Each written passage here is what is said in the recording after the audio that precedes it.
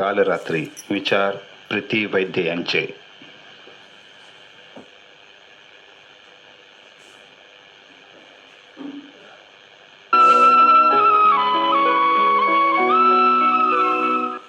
नमस्कार श्रोते हो. या देवी सर्वभूतेषु मातृरूपेण संस्थिता नमस्तस्यै नमस्तस्यै नमस्तस्यै नमो नमः. सर्व प्राणी मात्रांमध्ये मातृरूपाने स्थित असलेल्या हे भगवती देवी आपल्याला नमस्कार असो. पुनः पुनः नमस्कार असो. नवरात्रीच्या 9 दिवशी आपण जगदंबेच्या 9 रूपांची आराधना करत आहोत. मैत्रिणींनो, आज सप्तमी, नवरात्रीचा 7वा दिवस. या दिवशी देवी कालरात्रीचे पूजन आपण करीत असतो.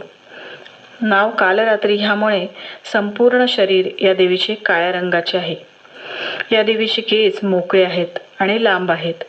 गळ्यामध्ये माळ आहे आणि ती माळ चमकणारी आहे.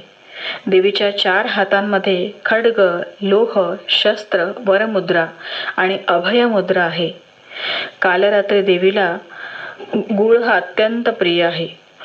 ती भक्तांचे काळापासून रक्षण करते, म्हणून तिला कालरात्री म्हणतात.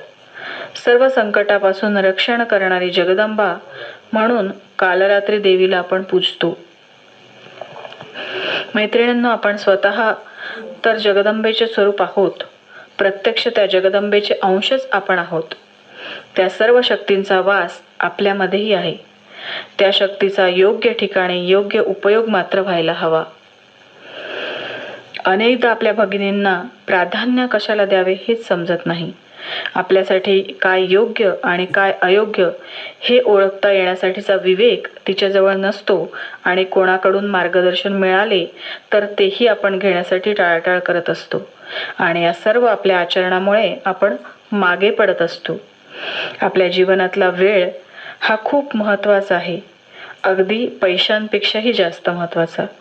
मग हा काळ, हा वेळ आपण एखाद्या सत्कार्यामध्ये, देवकार्यामध्ये, देशकार्यामध्ये खर्च करावा, ही प्रेरणा आपल्याला अनेक इतिहासातील आदर्श स्त्री पात्रांकडून घेता येते. आपल्या जीवनातील काल हा एखाद्या देवकार्यासाठी व्यतीत व्हायला हवा, कारण देहाकडून देवाकडे जाताना मध्ये देश लागतो, असं स्वातंत्र्यवीर सावरकर नेहमीच म्हणत असत. आपला जन्म या भारतभूमीवर झाला हे आपले महदभाग्यच आहे.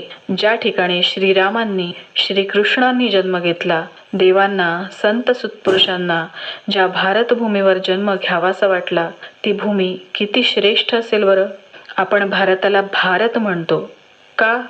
तर हा देश, भा म्हणजे तेज आणि रत म्हणजे रममाण होणे, तेजामध्ये रममाण होणाऱ्या तेजस्वी लोकांचा हा देश आहे. आपल्या एकमेव या भारताला आपण मातृ आणि पितृ या दोन्ही संबोधनांनी संबोधतो. मातृभूमी आपण म्हणतो.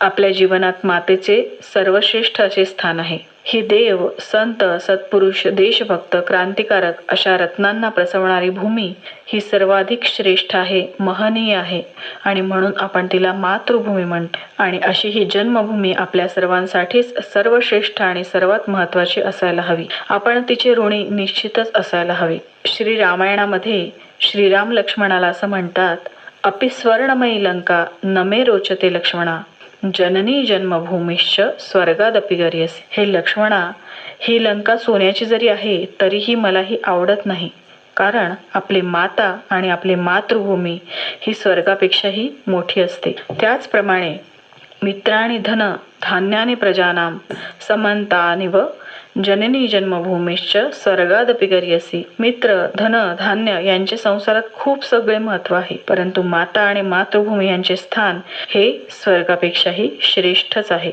हे आपल्याला आज समजायला हवे आहे आणि पुढील पिढीपर्यंत हा संदेश आपणच द्यायला हवा. पुण्यभूमी भारत आपण म्हणतो. पू म्हणजे पुन्हा पुन्हा, पवित्रता, मंगलता पुन्हा पुन्हा या मातीत जन्माला येते, म्हणून या भूमीला आपण पुण्यभूमी असं म्हणतो.